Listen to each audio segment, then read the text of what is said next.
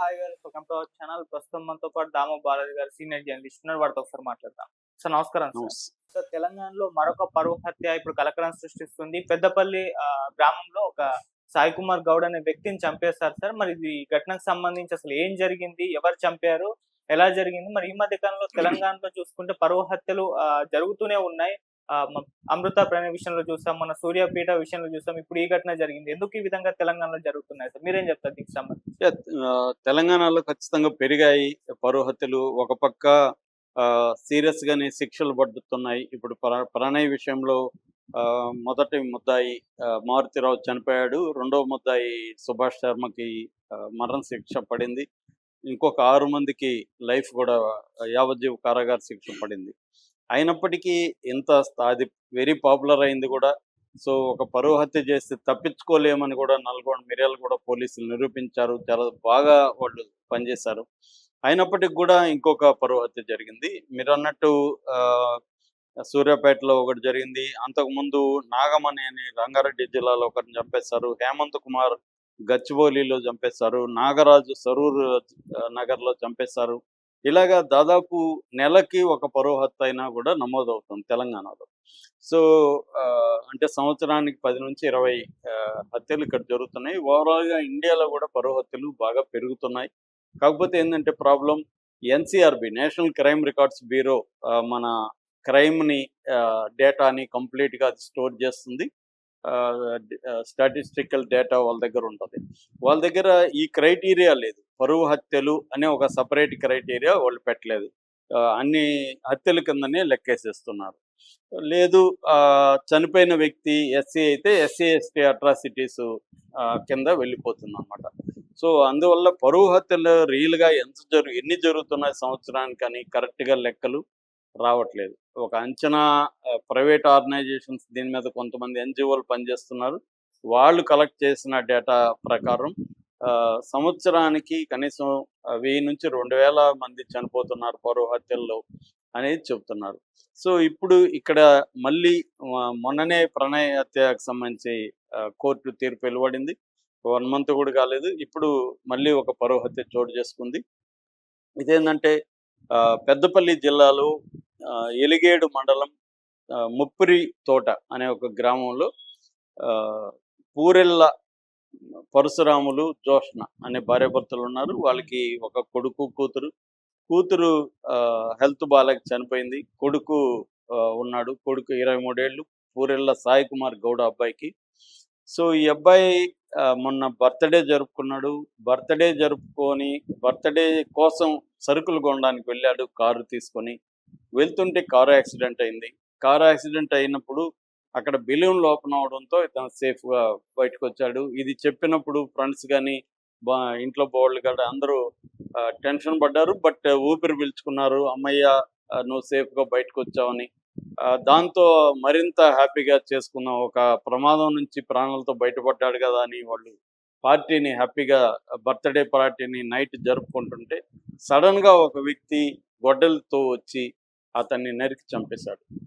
So, ఎంత విషాదం అంటే అప్పుడే ఒక ప్రాణాలతో బయటపడిన ఒక ప్రమాదం నుంచి బయటపడి హ్యాపీగా పార్టీ సెలబ్రేట్ చేసుకుంటున్న వ్యక్తిని ఇంకొక వ్యక్తి వచ్చి సడన్‌గా చంపేయడం అనేది ఒక షాక్‌కి గురి చేసింది అందరినీ కూడా.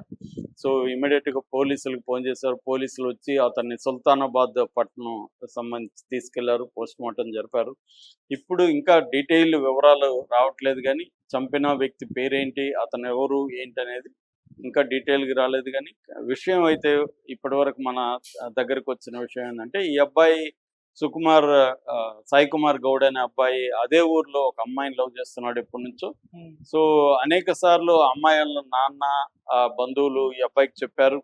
ఇలాగ నీ కులం వేరు, మా కులం వేరు. మా కులం జోలికి నువ్వు రావద్దు, మా అమ్మాయి జోలికి రావద్దు అని అనేక సార్లు హెచ్చరించాడు. కానీ ఇతను మానుకోలేదు సాయి కుమార్. సో, దాంతో ఇతను హెచ్చరించినా మానుకోవట్లేదు. ఇది ఊర్లో కూడా అందరికి తెలిసిపోయింది.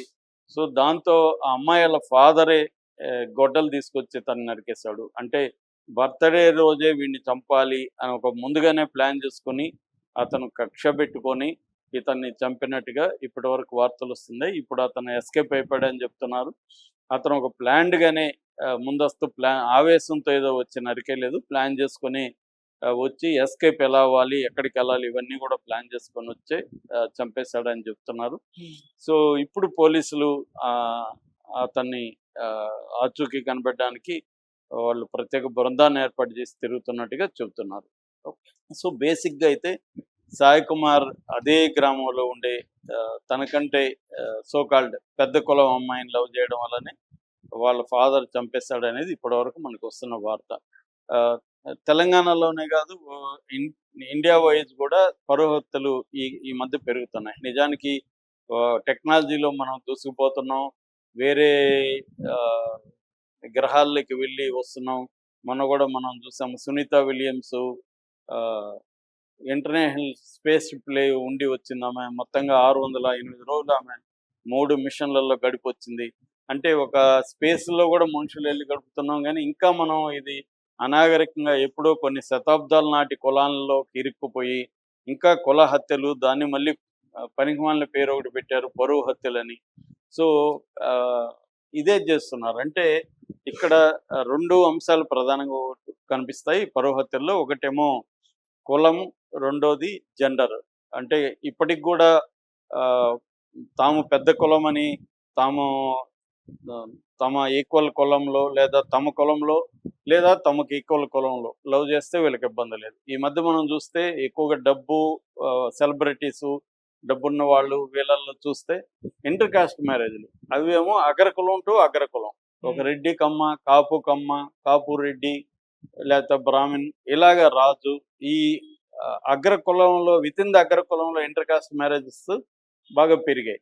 కానీ పెద్ద కులం వాళ్ళు ఒక ఎస్సీలను ఇంకొకరిని పెళ్లి చేసుకోవడం లేదు. ఇక్కడ ఏంటంటే కులం అండ్ వర్గం 2 కనబడతాయి.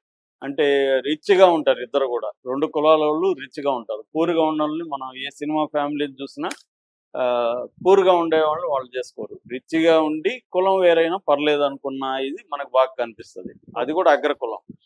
కిందికి వచ్చేసరికి లేదా మిడ్ రేంజ్కి వచ్చేసరికి వాళ్ళల్లో కూడా అగ్రకుల ఇంటర్ కాస్ట్ మ్యారేజ్లు ప్రాబ్లం లేదు, కానీ వాళ్ళకంటే కింది కులాలు అనుకునే వాళ్ళు బీసీలు కావచ్చు, ఎస్సీలు కావచ్చు. మళ్ళీ దాంట్లో కూడా ప్రాబ్లం, బీసీలు కూడా చంపుతున్నారు ఈ మధ్యకాలంలో. నిజానికి బీసీలే ఎక్కువ చంపుతున్నారని కూడా కొన్ని ఎన్జిఓలు ప్రకటించాయి. ఎందుకంటే వాళ్ళు బీసీలు వాళ్ళ అగ్రకులాలతో పోలిస్తే వాళ్ళు తక్కువగా సమాజం భావించినప్పటికీ ఈ మధ్య చాలా బీసీ కులాలు కూడా డబ్బు కావచ్చు, రాజకీయాల్లోకి బాగా రావడం, ఇవన్నీ అంటే సోకాల్డ్ పరువు వస్తూ ఉంది వాళ్ళకి. ఆ పరువు వస్తే రావడం వల్ల వాళ్ళ పిల్లల్ని, అమ్మాయిల్ని ఎస్సీలు ప్రేమిస్తే వీళ్ళు సహించలేక ఎస్సీలని చంపడం, ఎస్సీ మేల్స్ని చంపడం అనేది జరుగుతుంది బీసీలు కూడా. ఇక మళ్ళీ కొంత విమర్శ ఏమంటే ఈ మధ్య ప్రణయ్ అప్పుడు కూడా కొంతమంది అగ్రకుల మేధావులు కాదు మిగతా వాళ్ళు విమర్శ పెట్టింది ఏమంటే, మీరెందుకు ఒక మాదిగ మాల ఇంటర్ కాస్ట్లు మ్యారేజ్లు జరుగుతున్నాయి చెప్పండి, అదే మాలల్లో మళ్ళీ 50 కులాల పైన కింది కులాలు ఉన్నాయి, వాళ్ళను మీరు పెళ్లి చేసుకుంటున్నారా? మీరు ఎంతసేపటికి మాకంటే పెద్ద కులాలను పెళ్లి చేసుకోవాలని మీరు ఎందుకు ట్రై చేస్తున్నారు అన్న విమర్శలు కూడా వస్తున్నాయి. ఇవన్నీ రావచ్చు, తప్పు లేదు, వాటి డిబేట్ జరగచ్చు, తప్పు లేదు. కానీ చంపడం అనేది ఘోరమైన విషయం. వాళ్ళు చేసిన తప్పంతా ప్రేమించుకోవడమే.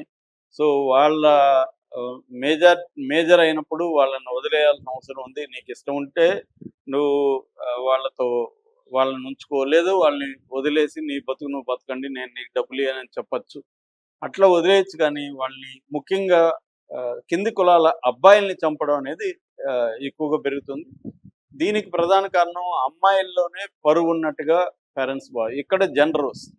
అదే ఈ చంపిన అతని కొడుకు కానీ ఒక గౌడ అమ్మాయిని ప్రేమించుంటే ఇతను కొడుకుని చంపేవాడా అంటే మన డేటా చూస్తే చంపేవాడు కాదని చెప్పొచ్చు. సో ఇదేదో మన సొంత అభిప్రాయం కాకుండా డేటాను మనం అనలైజ్ చేస్తే ఎక్కువగా అమ్మాయిల్లోనే పరువు ఉన్నట్టుగా తల్లిదండ్రులు భావిస్తున్నారు. అందుకనే తమ అమ్మాయిల్ని ప్రేమించిన అబ్బాయిల్ని ఎక్కువగా టార్గెట్ చేసి చంపుతున్నట్టుగా మనకు కనబడుతుంది. అందువల్ల ఇది ఒక బ్రాడర్ ఇష్యూ. దీనికి సపరేట్ చట్టం తీసుకురావాల్సిన అవసరం ఉంది. పరువు హత్యలనే ఒక హానర్ కిల్లింగ్స్.